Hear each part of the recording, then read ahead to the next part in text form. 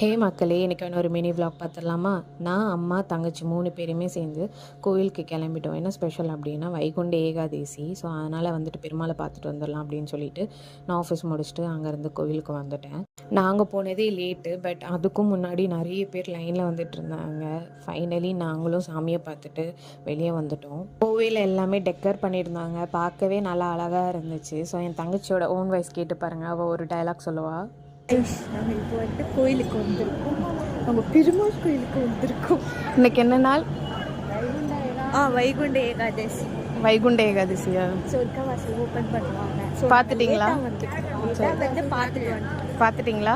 நீங்கள் பேசினது கேட்டிங்களா? ஸோ அதுக்கப்புறம் பார்த்தீங்கன்னா அங்கே வந்து ஒரு சாமி சிலை இருந்துச்சு. அங்கே தரன்னு இழுத்துட்டு போய் சாமி கும்பிட்றாலோ இல்லையோ அங்கே இருந்த பூ வேணும்னு சொல்லிட்டு அங்கே இருந்த பூவை பறித்து கொடுத்துட்டேன்.